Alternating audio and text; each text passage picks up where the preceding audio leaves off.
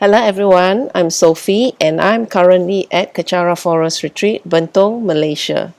I will continue sharing from the book by my guru, His Eminence the 25th Sam Tuku Rinpoche. And this is the book that I'll be sharing from, Peace, a compilation of short teachings, Sam Rinpoche.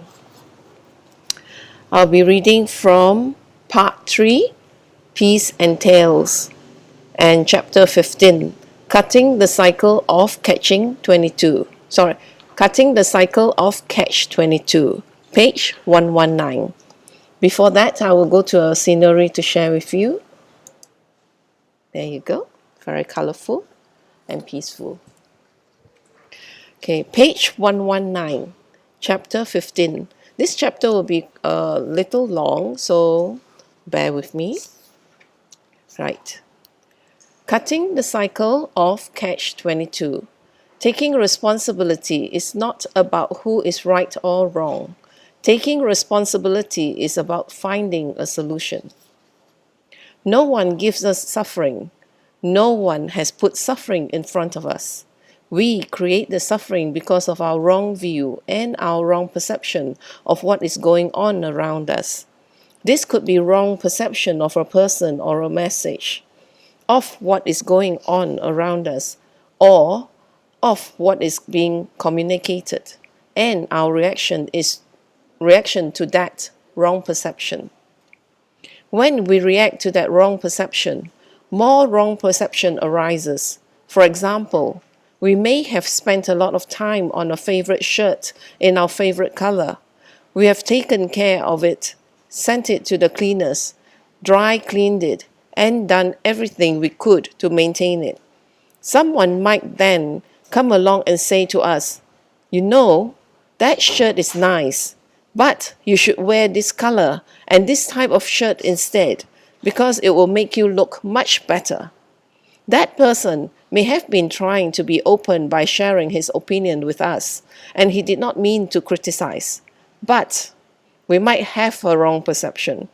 When we were very young, we might have been a fashion victim and been criticized about our clothes for a long, long time. Recently, we became fashion conscious. So anyone says anything to us about our clothes, we become highly sensitive, although it is not a big deal to anyone else. We shout, we scream, we say, "I don't want to be his friend anymore. I don't want to be near him anymore." We take a very small situation, blow it out of proportion, and make it very big. You might call it miscommunication. I like to call it misperception. What people say to us and what people perceive of us is completely different from what we perceive within the same situation.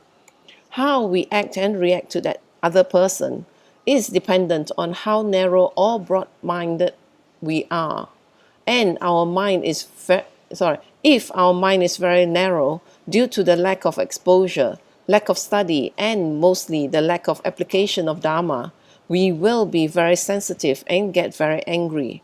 We will hold grudges, always show a sour face, and always show ourselves not to be wrong. Wrong perception is based on wrong experiences. Wrong experiences arise from wrong perception. Wrong perception is again fed by wrong experience. This becomes a catch-22 situation. It goes back and forth, becoming stronger and stronger. Most of us operate on wrong perception fed by wrong experience. What is a wrong experience? When someone tells us that our shirt could be changed to something better, and we become very insulted or hurt by the comment. This is because previous experiences have taught us that that is the way we should react. We reacted this way before, so we must also react this way now. The danger in this is that while we may have gotten away with acting a certain way before, the people or situations are now different. Since the people and situations are different, we might lose many opportunities if we continue to act the way we did before. Friends, husbands, wives, and relatives could all be lost. How we reacted to a situation in the past cannot be applied now. People have a lot of anger because in the past, people acted, said, or did things to them that helped create this anger. However, although they are not with their parents, their relatives, their ex-wives or ex-husbands anymore, they still have this anger within them. They are not in that situation anymore, but that situation is still living on in them. They are still reacting to new people now as they did before. For example, a very nasty customer might come into a store that we own. He fights, so we fight back. When he goes away, we still feel very angry.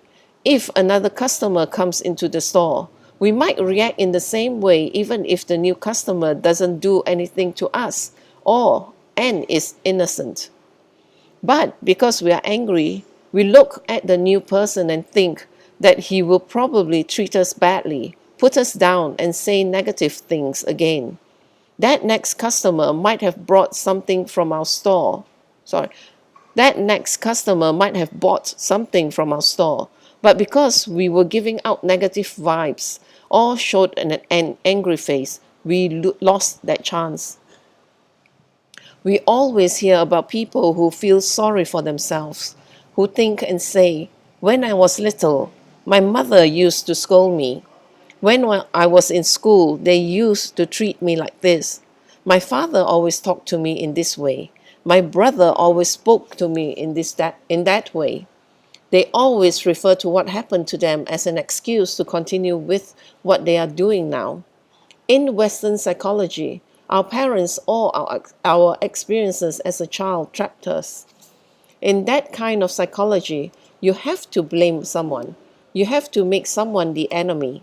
You have to push the psychology and the responsibility onto someone else.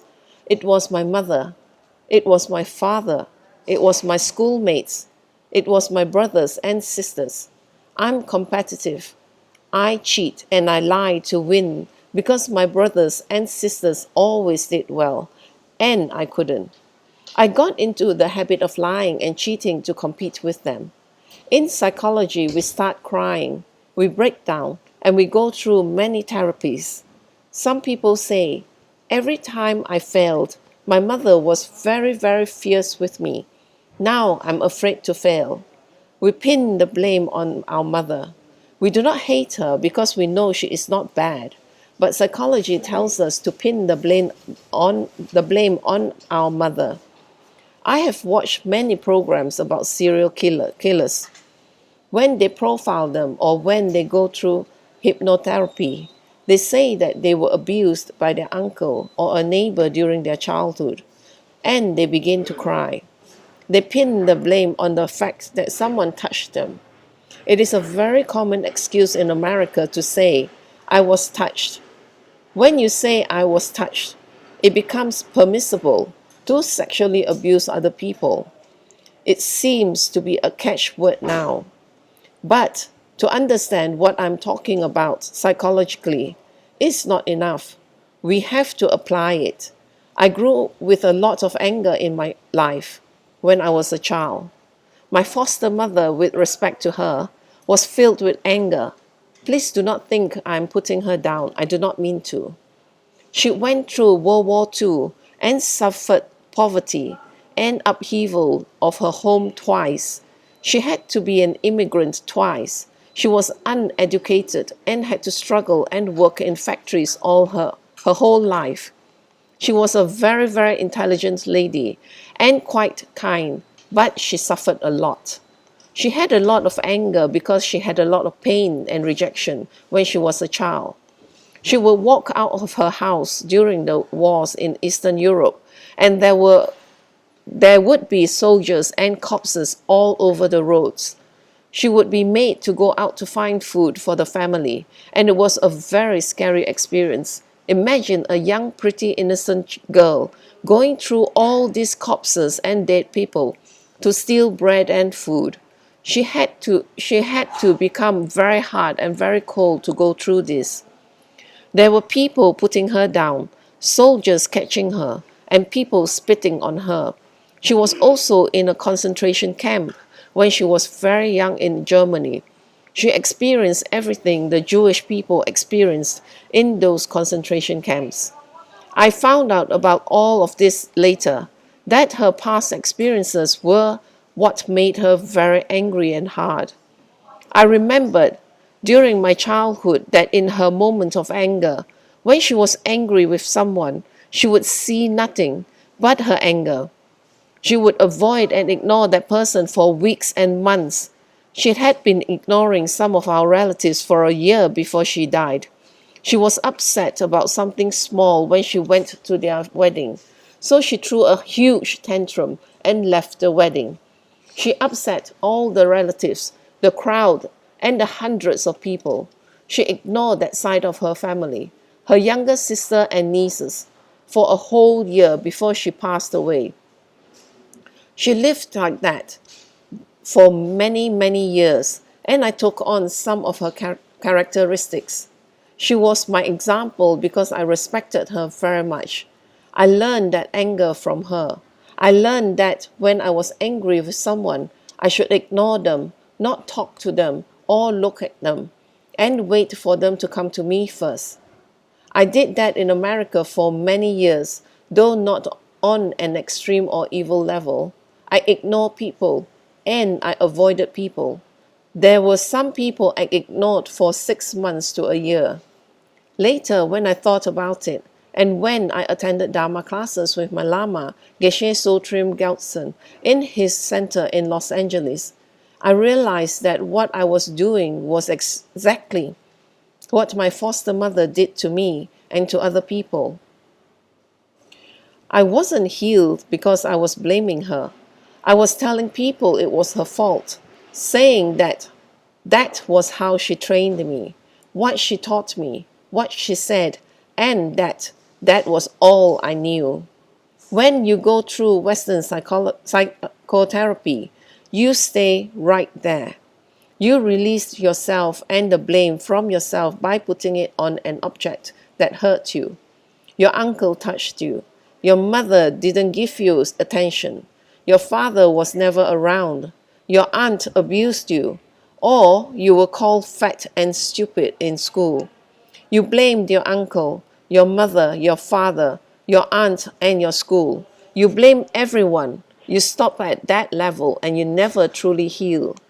In Buddhism, you go to the next level. You take responsibility. You think like this: there are so many mothers and fathers on this planet. Why did I take rebirth with that parent? Why? In Buddhist theory, you go back to cause and effect, which is that you created the karma to be born in this kind of environment, to experience this kind of experiences. In Buddhist psychology, when you don't blame your mother, father, sister, school, or environment anymore, you will be free. You realize that they are the environmental cause, the temporary cause for you to experience what you experience. The real cause was your karma to be born in that situation. You think instead, yes, it is my school.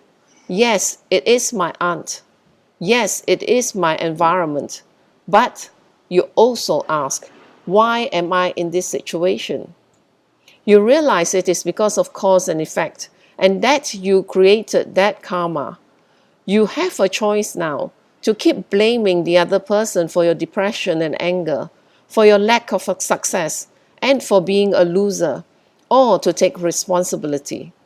My teacher, Geshe-la, told me to call my foster mother and tell her that I'm sorry. I had run away from my home in New Jersey to Los Angeles, and he told me to call her and say sorry. I said, "What? I'm the one who got beaten. I'm the one who got screamed at. I was the one who was slapped, hurt, and abused all the time by her for many years. Why do I need to apologize?" He said, "Because you need to advance in your practice." I said, "What do you mean? Why should I apologize to her? It's not my fault." He said, "Because you don't look only at the negative things your mother did. You also have to look at the positive. You're here, someone fed you and gave you a home. You are here in our center, and that is because of your mother's kindness. Call her and say you're sorry for the things you said to her and the things you thought about her. I said, she's not going to take my call. He said, never mind, you call her. Even if she doesn't take your call, you tried. At least when you pray and when you do your sadhana, it comes from your heart. It is real. So I called her. I said I loved her and that I was sorry.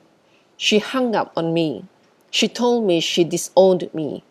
I would get nothing and I would have nothing. She disowned me. It was very painful. But I'm glad I called her. Now that she has passed away, I think to myself, thank goodness I did that. From my side, I cut the karma off to meet her again in the future, to have a negative relationship. She might meet me again and try to harm me, but I will not harm her back. The karma from me to the karma from me to her is cut because I said I was sorry and I meant it. After I called her, I went to Geshe-la and told him, I've made the call. He said, very good. Now make me a cup of tea. Get lost. I didn't get any praise. I didn't get a pat on the back. It was so emotional for me. It was so difficult because I was abused by my foster mother for years. I ran away 3 times. I slept outside. I almost starved to death. I was beaten. I was held at gunpoint.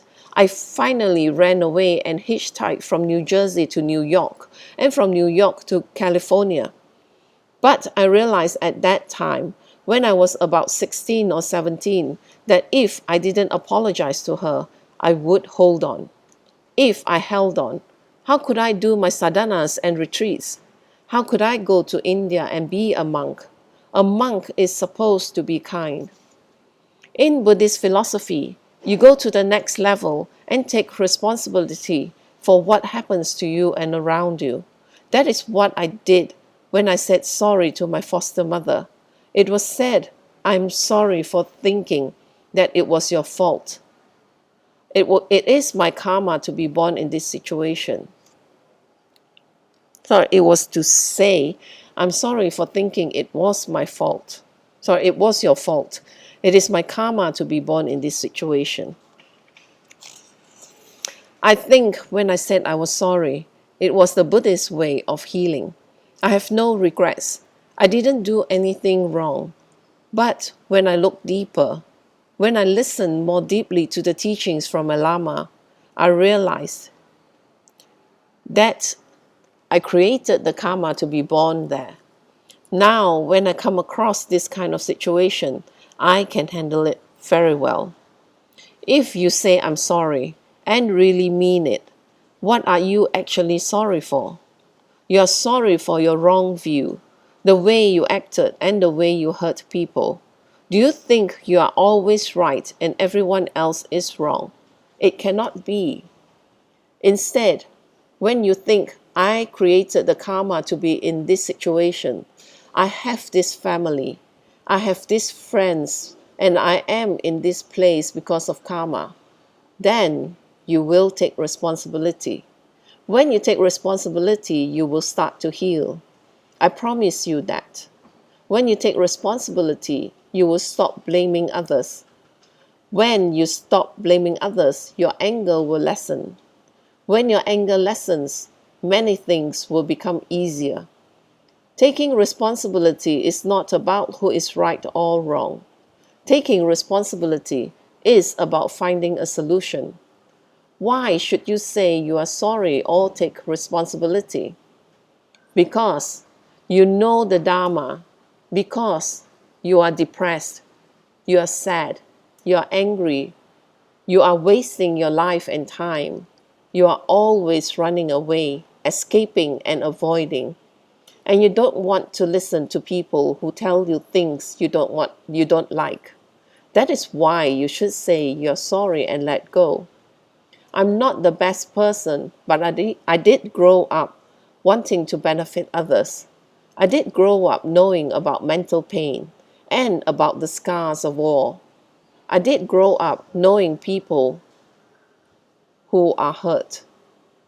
I grew up knowing that we should forgive people like that they suffered more than we do, and that they deserve our compassion and love, not our pity. I knew we shouldn't add to their pain, and that by us saying sorry, they have one less enemy. By saying sorry to my foster mother, I was accepting my situation. And when you accept your situation, you transform. And that's my sharing for today from chapter 15. So understand about the law of cause and effect, that we are the creator of our own karma to be experienced. And everything that we experience around us, our perception, our anger, they are all our own creation, from our own creation. So do understand your own mind, and if possible, do get this book and to read and understand Rinpoche's teachings, and then you realize we are the contributing fact to our suffering, the karma. So with that, I will end my sharing session for today, for now, and thank you for sharing your time with me. I'll end this with a completion dedication in Tibetan. Jangjub Sencho Rinpoche, Makepa Namge Shi, Gepa Nampa Me Payang, Goni Gondo Pewashu, Toni Towa Rinpoche, Makepa Namge Shi, Gepa Nampa Me Payang, Goni Gondo Pewashu, Daso Jini Sapagi Wadi, Dandandroa Guna Gampadang, Jepa Jesu no Santrapai, Tamping Imporinto Sa Se Sho, Kewa Kuntu Yandala Madan, Dramichoki Palalan Choching, Sadam Langi Yote Razone, Doje Changi Ngopangatusu, Kewa Di Yududa, Lamasang Yudruyune, Drowachi Kya Malupa, Dei Sala Gopashu, Joki Kya Pusungapa, Josu Nampa Pewala, Keki Sama Siwadang, Dunki Malu Sangwasho.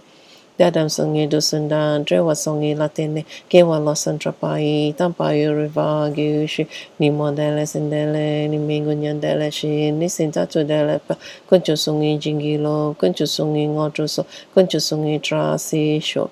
Jesun Lama Kusen Rapting Ching, Nam Katrini Choshu Kepada, Losam Tempe Drome Sapsungi, Droe Musa Tatoni, Gyushi, Gangway Rawe Kowe Shinkam Den, Pendandewa Maliu Gyuene, Cheren Sik One Tenzin Get Soi, Shape Shiri Baru Den Gyushi. Hong Tompe Ngotro Malupa, Den De Dala Salduso, Kodan Den Palok Jotnam, Kepa Soshik Shukten Sel. Thank you again. I'll see you for the next session.